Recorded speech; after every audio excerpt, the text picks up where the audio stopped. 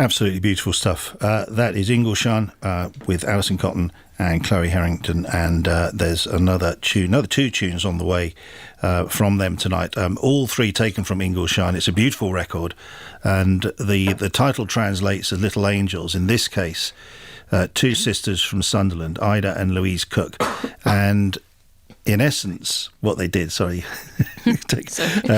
in essence, what they did was, and this is a long and amazing, beautiful story in itself, was to use their love of music and their love of opera in the 1930s to allow the escape from Nazi Germany of dozens of Jewish people.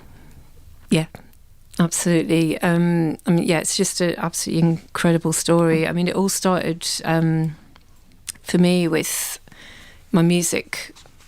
Up until sort of about a year and a half ago, it all been sort of like landscape based, sort of like real or imagined. But I did a project for Sound of Music and Sunderland Culture, and I just wanted to do something different. And I'd sort of heard of these two sisters, but didn't know, I just sort of knew the basic facts. And the more I found out about them, the more I just wanted to, write music about them and do, I put on like a whole event and stuff. And but it's a really, it's a really, really incredible story.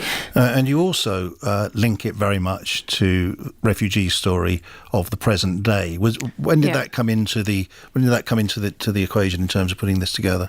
Yeah, it just felt like the right thing to do because, obviously refugees are a huge part of their story. I mean, they saved like over 29 Jews from the Nazis. And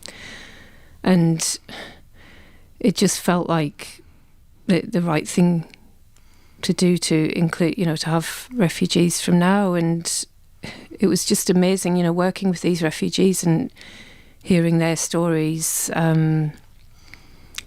There's just so little that's changed in terms of how we treat refugees. And I've done it twice. I've put on sort of two events. So the first one was in Sunderland, and I put one on in Balham, which is where the sisters lived. So they were born in Sunderland, but then they lived in Balham for like over 60 years.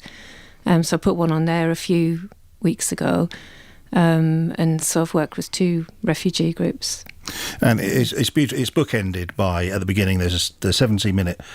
It's a haunting soundscape of voice and wind and storm and sea, and it's called "We Were Smuggling People's Lives." And at the end, there is the English hunt, really for the present day, and in between, it is so beautifully put together. I think I just wonder how it's been for the two of you to take it out and play it live as an experience, because it's just the two of you doing that. And has that been a challenge to work out how you're going to do it? It was, to do that, usually I've always played with, obviously with my solo work, I've played solo, so it's been brilliant having Chloe playing. Occasionally I have like Mark, my husband, who's like the producer as well. But it's brought so much more to the set, having Chloe's, she's amazing, multi-instrumentalist. And to do a 20-minute piece, there's a lot in it. And it's quite interesting to develop it a bit. Yeah. You've done that, you developed it a bit as well live. Well, just us communicating, and it naturally changes with time. Yeah, and there are some more live shows on the way later this week, and indeed later on in the summer. I just wonder if the whole project has also brought more attention to the Cook sisters, because there are books you can read about them, but it's just such an amazing story. It's really, in my own really small way, it's all I wanted to do. Just, if, I don't know how many people that it has brought attention to, but that's all I wanted to do, because it was, as soon as I knew about this story, I just felt like, I don't know, it was I just felt like I had to do it. Like there was just no going back once I knew about their story. Ida was actually, she actually wrote for Mills and Boon. And that was how it was all funded, bringing the refugees over, and they bought a flat that housed for them to be housed in Dolphin Square in London and stuff. But yeah, no, she's written it up. It's an absolutely incredible memoir, which is called The Bravest Voices. It's really, really worth reading.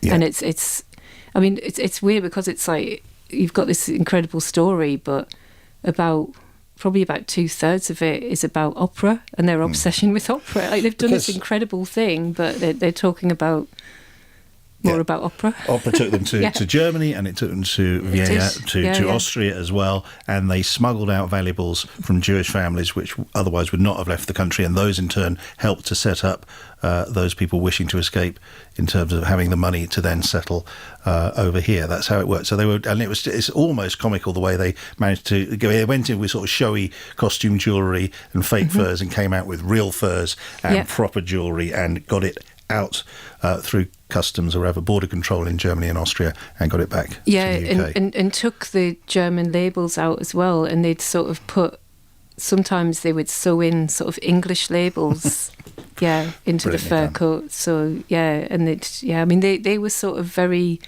they dressed, they were very plain, and it's just amazing what they got away with. I mean there was times as well, like on journeys where like the SS guard would be on the train. But they just, I don't know. I don't know how. I don't know how they. It's incredible. Who would suspect? Who would suspect? Yeah. These opera buffs. Yeah.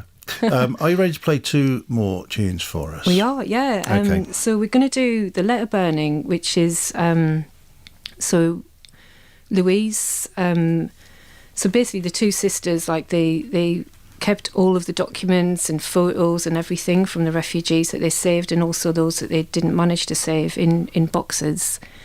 And after Ida's death, Louise burnt these 2 boxes. So in writing this song, I was just thinking about the whole process, what she was going through in doing that. Mm-hmm.